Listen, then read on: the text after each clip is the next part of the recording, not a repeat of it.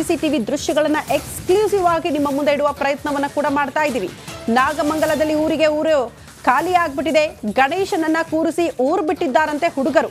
ವಿಸರ್ಜನೆಗಾಗಿ ಕಾಯ್ತಾ ಇದೆ 10 ಗಣಪತಿ. ಆದ್ರೆ ಯುವಕರು ಮಾತ್ರ ಊರಲ್ಲಿ ಕಾಣಿಸ್ತಾ ಇಲ್ಲ. ಪೂಜೆ ಮಾಡಲು ಯುವಕರಿಲ್ಲದೆ ಏಕಾಂಗಿ ಹಾಕಿದ್ದಾನೆ ಗಣಪ. ಪೊಲೀಸ್ ಭಯದಲ್ಲಿ ಊರು ಬಿಟ್ಟಿದ್ದಾರೆ ಯುವಕರು. ಕಾರಣ ಹಲವು ಯುವಕರ ಮನೆಗೆ ನುಗ್ಗಿ ಅಂದ್ರೆ ಮನೆಯಲ್ಲಿದ್ದವರನ್ನ ಕೂಡ ಹುಡುಕಿ ಅವ್ರನ್ನ ಬಂಧಿಸಿದ್ದಾರೆ ಅಂತ ಕುಟುಂಬಸ್ಥರು ಆರೋಪ ಮಾಡ್ತಾ ಇದ್ರು. ಇನ್ನು ನಾವು ಊರಲ್ಲೇ ಇದ್ರೆ ನಮ್ಮನ್ನು ಕೂಡ ಬಂಧಿಸಬಹುದು ಅನ್ನುವಂಥ ಆತಂಕ. ಹಾಗಾಗಿ ನಾಗಮಂಗಲ ಬಹುತೇಕ ಖಾಲಿ ಆಗಿದೆ. ಯಾವೊಬ್ಬ ಯುವಕರು ಕೂಡ ಕಾಣಿಸ್ತಾ ಇಲ್ಲ. ಹಲವು ಗಣಪ ವಿಸರ್ಜನೆಗಾಗಿ ಕಾಯ್ತಾ ಇದೆ, ಪೂಜೆಗಾಗಿ ಕಾಯ್ತಾ ಇದೆ. ಅಂದ್ರೆ ಮಾಡಕ್ಕೆ ಯಾರು ಕೂಡ ಇಲ್ಲ ಅನ್ನುವಂತಹ ವಿಚಾರ ಬೆಳಕಿಗೆ ಬರ್ತಾ ಇದೆ. ಸಹಜವಾಗಿ ಗಣೇಶ ಉತ್ಸವ ಅಂದ್ರೆ ಊರಿನ ಯುವಕರೆಲ್ಲ ಸೇರ್ಕೊಂಡು ಗಣೇಶನನ್ನ ಕೂರಿಸ್ತಾರೆ, ಮೆರವಣಿಗೆ ಮಾಡ್ತಾರೆ, ವಿಸರ್ಜನೆ ಮಾಡ್ತಾರೆ. ಆದ್ರೆ ಅದೆಲ್ಲವೂ ಕೂಡ ಶಾಂತಿಯುತವಾಗಿ ನಡಿಬೇಕಾಗಿತ್ತು. ಆದ್ರೆ ಒಂದು ಗಣೇಶನ ಮೆರವಣಿಗೆಯ ಸಂದರ್ಭದಲ್ಲಿ ಆಗಿರುವಂತಹ ಗಲಭೆ ಇಡೀ ನಾಗಮಂಗಲ ಯುವಕರು ತೊರೆಯುವಂತಹ ಪರಿಸ್ಥಿತಿ ಬಂದೊದಗಿದೆ ಅಂತ ಈ ಬಗ್ಗೆ ಮತ್ತಷ್ಟು ಡೀಟೇಲ್ಸ್ ಅನ್ನ ಕೊಡ್ತಾ ಹೋಗ್ತಾರೆ ನಮ್ಮ ಪ್ರತಿನಿಧಿ, ಅಂದ್ರೆ ನನ್ನ ಸಹೋದ್ಯೋಗಿ ರಂಜಿತ್ ನೇರ ಸಂಪರ್ಕದಲ್ಲಿ ಜಾಯಿನ್ ಆಗ್ತಿದ್ದಾರೆ. ರಂಜಿತ್, ತಾವು ಹೇಳ್ತಾ ಇದ್ರಿ ಪೊಲೀಸರ ತನಿಖೆ ಆಗುತ್ತೆ, ತನಿಖೆಯಿಂದಷ್ಟೇ ಬೆಳಕಿಗೆ ಬರಬೇಕು ಅಂತ. ತನಿಖೆ ಮೇಲೂ ಕೂಡ ನಂಬಿಕೆ ಇಲ್ಲ, ವಿಶ್ವಾಸ ಇಲ್ಲ ಅಂತ. ಕಾರಣ ಗೃಹ ಇಲಾಖೆಯ ಫೇಲ್ಯೂರ್ ಎಷ್ಟರ ಮಟ್ಟಿಗಿದೆ ಅಂದ್ರೆ ಹೋದ ವರ್ಷ ಕೂಡ ಗಣೇಶ ಉತ್ಸವದ ಸಂದರ್ಭದಲ್ಲಿ ಗಲಾಟೆ ಆಗುತ್ತೆ ದರ್ಗಾ ಬಳಿ. ಈ ಬಾರಿ ಅಲರ್ಟ್ ಆಗಬೇಕಾದಂತಹ ಪೊಲೀಸರು ಅಲರ್ಟ್ ಆಗಲಿಲ್ಲ. ಅತಿ ಹೆಚ್ಚಿನ ಭದ್ರತೆ ಒದಗಿಸಬೇಕಾಗಿತ್ತು, ಅಲ್ಲೂ ಕೂಡ ಫೇಲ್ಯೂರ್. ಇಂಥದ್ದೊಂದು ಗಲಭೆ ಆಗುತ್ತೆ ಅಂದಾಗ ಅಲ್ಲೇ ಇದ್ದಂತಹ ಪೊಲೀಸರು ಆರ್ಡರ್ಗಾಗಿ ಕಾಯ್ತಾರೆ, ತಡೆಯೋ ಪ್ರಯತ್ನ ಮಾಡೋದಿಲ್ಲ. FIR ದಾಖಲಾಗುತ್ತೆ. ಯಾರ್ದೋ ಒತ್ತಡಕ್ಕೆ 55 ಜನರ ಪೈಕಿ ಮೊದಲು ಹಿಂದೂಗಳ ಹೆಸರುಗಳಲ್ಲಿ ಉಲ್ಲೇಖ ಆಗುತ್ತೆ. ಯಾರ ಅಣತಿ ಅಂತ ಕೆಲಸ ಮಾಡ್ತಿದ್ದಾರೆ ಪೊಲೀಸರು, ಈ ಪ್ರಶ್ನೆ ಬರುತ್ತೆ.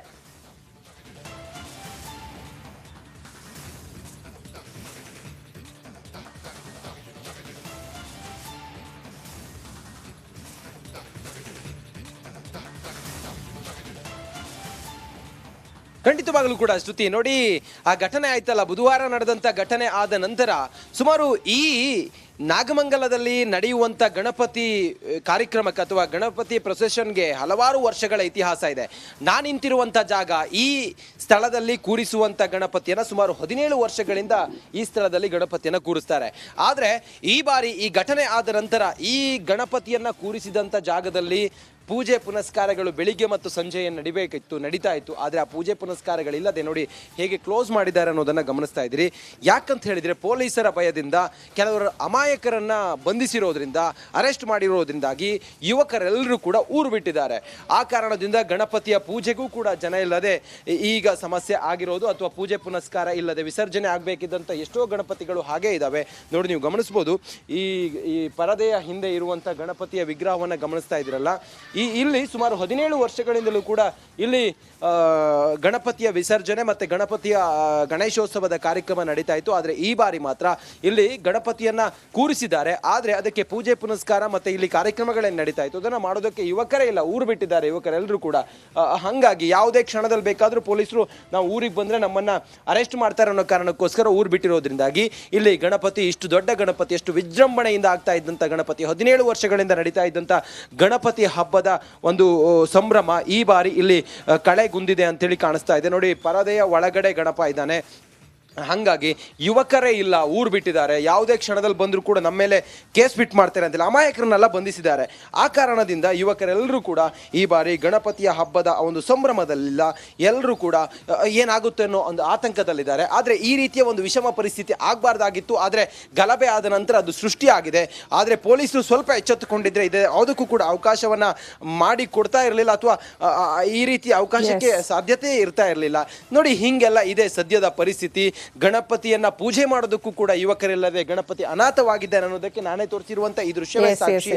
ಬೆಳಿಗ್ಗೆಯೂ ಕೂಡ ಪೂಜೆ ಆಗ್ತಾ ಇತ್ತು, ಸಂಜೆಯೂ ಕೂಡ ಪೂಜೆ ಆಗ್ತಾ ಇತ್ತು. ಆದ್ರೆ ಬೆಳಿಗ್ಗೆಯ ಪೂಜೆ ಎಲ್ಲವೂ ಕೂಡ ಈಗ ಸ್ಕಿಪ್ ಆಗಿದೆ. ಯಾರೋ ಸಣ್ಣ ಪುಟ್ಟ ಹುಡುಗರು ಬರ್ತಾರೆ, ಬಂದು ನೋಡ್ತಾರೆ. ಓಕೆ ರಂಜಿತ್, ಧನ್ಯವಾದಗಳು ತಮ್ಮೆಲ್ಲ ಮಾಹಿತಿಗೆ. ಬೆಳಗ್ಗೆ ಗುಡ್ ಮಾರ್ನಿಂಗ್, ಇದು ಮಾರ್ನಿಂಗ್ ರೌಂಡ್ಸ್. ನಾನು ಶ್ರುತಿ. ನಾಗಮಂಗಲದಲ್ಲಿ ಗಲಭೆ ವಿಚಾರಕ್ಕೆ ಸಂಬಂಧಪಟ್ಟಂತೆ ಮತ್ತೊಂದು ಎಕ್ಸ್ಕ್ಲೂಸಿವ್ ಮಾಹಿತಿಯನ್ನ ನಿಮ್ಮ ರಿಪಬ್ಲಿಕ್ ಕನ್ನಡ ಹೊತ್ತು ತಂದಿದೆ. ಇದು ಸಣ್ಣ ಘಟನೆಯನ್ನು ಗೃಹ ಸಚಿವರೇ ಈ ದೃಶ್ಯವನ್ನ ನೀವು ಒಮ್ಮೆ ನೋಡಲೇಬೇಕು. ಕಿಡಿಗೇಡಿಗಳ ಪಾಪಿ ಕೃತ್ಯ ನೋಡಿದ್ರೆ ಎದೆ ಜಲ್ ಅನ್ಸುತ್ತೆ. ಅಂಗಡಿಗೆ ಪೆಟ್ರೋಲ್ ಬಾಂಬ್ ಎಸೆಯುವ ದೃಶ್ಯ ಸೆರೆಯಾಗಿದೆ. ಅಂಗಡಿಗೆ ಬೆಂಕಿ ಹಚ್ಚೋ ದೃಶ್ಯ ಸಿಸಿಟಿವಿಯಲ್ಲಿ ಸೆರೆಯಾಗಿದೆ. ಅಂಗಡಿಗೆ ಬೆಂಕಿ ಹಚ್ಚಿದ್ರು ಕೂಡ ಪೊಲೀಸರು ಸೈಲೆಂಟ್ ಆಗಿ ನಿಂತಿದ್ರು. ರಕ್ಷಣೆಗೆ ಅಂಗಲಾಚಿ ಬೇಡ್ಕೊಂಡ್ರು ಕೂಡ ಕೈ ಕಟ್ಟಿ ನಿಂತಿದ್ದೇಕೆ ಖಾಕಿ ಪಡೆ ಅನ್ನೋದು ಪ್ರಶ್ನೆ. ಗೃಹ ಸಚಿವರು ಹೇಳಿದ್ರು, ನಾಗಮಂಗಲದ ಈ ಗಲಭೆ ಪ್ರಕರಣ ಸಣ್ಣ ಘಟನೆ, ಆಕಸ್ಮಿಕವಾಗಿದೆ, ದೊಡ್ಡದು ಮಾಡಬೇಡಿ, ಕೋಮು ಸಂಘರ್ಷ ಅಂತ ಹೇಳಬೇಡಿ ಅಂತ ಮಾಧ್ಯಮಗಳಲ್ಲಿ ಮನವಿ ಮಾಡ್ಕೊಳ್ತಾರೆ. ಆದ್ರೆ ಸಣ್ಣ ಘಟನೆ ಅನ್ನೋರು, ಆಕಸ್ಮಿಕ ಘಟನೆ ಅನ್ನುವಂತಹ ಗೃಹ ಸಚಿವರು ಈ ದೃಶ್ಯವನ್ನ ನೋಡ್ಲೇಬೇಕು. ಸಿಸಿಟಿವಿಯಲ್ಲಿ ಸೆರೆಯಾಗಿರುವಂತ ದೃಶ್ಯ, ಅಂಗಡಿಗಳಿಗೆ ಬೆಂಕಿ ಹಚ್ಚುತ್ತಾ ಇರುವಂತಹ ದೃಶ್ಯ, ಬಾಟಲ್ಗಳಲ್ಲಿ ಪೆಟ್ರೋಲ್ ತುಂಬಿಕೊಂಡು ಬಂದು ಅದನ್ನ ಅಂಗಡಿ ಮೇಲೆ ಸುರಿದು ಬೆಂಕಿ ಹಚ್ಚುತ್ತಿದ್ದಾರೆ ದುಷ್ಕರ್ಮಿಗಳು. ಇದು ಆಕಸ್ಮಿಕ ಘಟನೆ ಅಂತ ಅನ್ಸುತ್ತಾ ಈ ದೃಶ್ಯ ನೋಡಿದ್ರೆ? ಅಲ್ಲ, ಪ್ರೀ ಪ್ಲಾನ್ಡ್. ಎಲ್ಲವೂ ಕೂಡ ಸಿದ್ಧವಾಗಿ ಕಿಡಿಗೇಡಿಗಳು ಎಂಟ್ರಿ ಕೊಟ್ಟಿದ್ರು, ಗಲಭೆ ಎಬ್ಬಿಸಲೇಬೇಕು ಅಂತ, ಅಂಗಡಿ ಮುಂಗಟ್ಟುಗಳಿಗೆ ಬೆಂಕಿ ಹಚ್ಚಲೇಬೇಕು ಅಂತ, ಶಾಂತಿ ಭಂಗ ಮಾಡಲೇಬೇಕು ಅಂತ ಕಿಡಿಗೇಡಿಗಳು ಎಲ್ಲಾ ರೀತಿಯ ಸಿದ್ಧತೆ ಮಾಡ್ಕೊಂಡು ಬಂದಿದ್ರು ಅನ್ನೋದಕ್ಕೆ ಈ ಸಿಸಿಟಿವಿ ದೃಶ್ಯಗಳು ಸಾಕ್ಷಿ ಹೇಳ್ತಾ ಇದೆ. ನಾಗಮಂಗಲ ಧಗಧಗಿಸೋದಕ್ಕೆ ದುಷ್ಕರ್ಮಿಗಳ ಈ ಕೃತ್ಯ, ಅಂಗಡಿ ಮುಂಗಟ್ಟುಗಳು ಹಾನಿ ಆಗ್ತಾ ಇರೋದು. ನಿನ್ನೆ ಒಂದು ದೃಶ್ಯ ತೋರಿಸಿದ್ವಿ, ಸಿಸಿಟಿವಿಯಲ್ಲಿ ಸರಿಯಾಗಿರೋ ದೃಶ್ಯ. ಪೊಲೀಸರು ನಿಂತಿರ್ತಾರೆ, ಒಬ್ಬರಲ್ಲ ಬರೋಬ್ಬರಿ 6 ರಿಂದ 7 ಜನ ಪೊಲೀಸರು ಒಟ್ಟಿಗೆ ನಿಂತ್ಕೊಂಡಂತ ಸಂದರ್ಭದಲ್ಲಿ ಒಬ್ಬ ಬರ್ತಾನೆ, ಅಂಗಲಾಚಿ ಬೇಡ್ಕೊಳ್ತಾನೆ, ಸರ್ 30 ಲಕ್ಷ ಬಂಡವಾಳ ಹಾಕಿ ಈಗ ತಾನೇ ಅಂಗಡಿ ಓಪನ್ ಮಾಡಿದ್ದಾನೆ, ದಯವಿಟ್ಟು ತಡೀರಿ ಅಂತ. ಆದ್ರೆ ಪೊಲೀಸರು ಕಮಕ್ ಕಿಮಕ್ಕನ್ನಲ್ಲ, ಸೈಲೆಂಟ್ ಆಗಿ ನಿಂತಿದ್ರು, ಕಾರಣ ಆದೇಶ ಬರಬೇಕು ಅಂತ. ಈ ಬಗ್ಗೆ ಮತ್ತಷ್ಟು ಡೀಟೇಲ್ಸ್ ಅನ್ನ ಕೊಡ್ತಾ ಹೋಗ್ತಾರೆ ನನ್ನ ಸಹೋದ್ಯೋಗಿ ರಂಜಿತ್. ಸ್ಪಾಟ್ ಇಂದ ನೇರ ಸಂಪರ್ಕದಲ್ಲಿ ಜಾಯಿನ್ ಆಗ್ತಿದ್ದಾರೆ. ರಂಜಿತ್, ಗೃಹ ಸಚಿವರು ಹೇಳಿದ್ರು ಆಕಸ್ಮಿಕ ಸಣ್ಣ ಘಟನೆ ಅಂತ, ಬಟ್ ಸಿಸಿಟಿವಿ ದೃಶ್ಯಗಳು ಬೇರೆ ಕಥೆಯನ್ನ ಹೇಳ್ತಾ ಇದೆ. ಇದೆಲ್ಲವೂ ಕೂಡ ಪ್ರೀ ಪ್ಲಾನ್ಡ್ ಆಗಿತ್ತು ಅನ್ನೋದು ಬಹಳ ಸ್ಪಷ್ಟವಾಗುತ್ತೆ ಈ ದೃಶ್ಯ ನೋಡ್ತಾ ಹೋದ್ರೆ.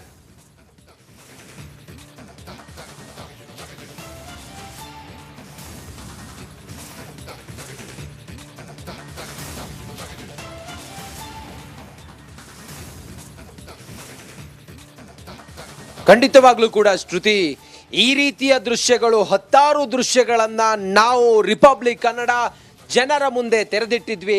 ಅದರಲ್ಲಿ ಬಹಳ ಸ್ಪಷ್ಟವಾಗಿತ್ತು ಶ್ರುತಿ, ಇವರು ಗಲಭೆ ಆಗೋದಕ್ಕಿಂತ ಮುಂಚೆ ಮೆಡಿಕಲ್ಗಳಲ್ಲಿ, ಹಲವಾರು ಮೆಡಿಕಲ್ಗಳಲ್ಲಿ ಸುಮಾರು 300 ರಿಂದ 350 ಮಾಸ್ಕ್ ಅನ್ನ ಖರೀದಿ ಮಾಡಿದ್ರು ಅನ್ನೋದನ್ನ ನಾವು ಜನರ ಮುಂದೆ ತೆರೆದಿಟ್ಟಿದ್ವಿ. ಅದರ ಜೊತೆಗೆ ಈ ಕಲ್ಲುಗಳನ್ನ, ಸೈಜ್ ಕಲ್ಲುಗಳನ್ನ, ಬಾಟಲ್ಗಳನ್ನ, ತಲವಾರುಗಳನ್ನ, ಅದರ ಜೊತೆಗೆ ದೊಡ್ಡ ದೊಡ್ಡ ಈ ಮರದ ಕಂಬಿಗಳನ್ನೆಲ್ಲ ಇವರು ಹಿಡಿದುಕೊಂಡು ಬಂದಿದ್ರು, ಕಬ್ಬಿಣದ ಕಂಬಿಗಳನ್ನೆಲ್ಲ ಹಿಡಿದುಕೊಂಡು ಬಂದಿದ್ರು ಅನ್ನೋದನ್ನ ನಾವು ಸಿಸಿಟಿವಿ ಫುಟೇಜ್ಗಳನ್ನ ಎಕ್ಸ್ಕ್ಲೂಸಿವ್ ಆಗಿ ಜನರ ಮುಂದೆ ತೆರೆದಿಟ್ಟಿದ್ವಿ. ಅದೆಲ್ಲದರ ನಂತರವೂ ಕೂಡ, ಪ್ರಾಥಮಿಕ ಮಾಹಿತಿಯನ್ನ ತೆಗೆದುಕೊಂಡ ಆದ ನಂತರವೂ ಕೂಡ ಮಾನ್ಯ ಘನತೆವೆತ್ತ ಹೋಮ್ ಮಿನಿಸ್ಟ್ರಿ ಹೇಳ್ತಾರೆ ಇದು ಆಕಸ್ಮಿಕವಾಗಿ ಆದಂತ ಘಟನೆ ಅಂತ ಹೇಳಿ. ಆಕಸ್ಮಿಕ ಘಟನೆ ಖಂಡಿತವಾಗ್ಲೂ ಕೂಡ ಇದು ಅಲ್ವೇ ಅಲ್ಲ, ಆಗಿರೋದು ಪ್ರೀ ಪ್ಲಾನ್ಡ್ ಆಗಿ ಮಾಡಿರುವಂತ ಘಟನೆ. ಗಣೇಶನ ಮೆರವಣಿಗೆ ಬರೋದು ಗೊತ್ತಿತ್ತು, ಗಣೇಶನ ಮೆರವಣಿಗೆ ಎಲ್ಲಿ ಬರುತ್ತೆ, ವಿಸರ್ಜನೆಯ ಮೆರವಣಿಗೆ ಎಲ್ಲಿ ಬರುತ್ತೆ ಅನ್ನೋ ವಿಚಾರವೂ ಕೂಡ ಗೊತ್ತಿತ್ತು.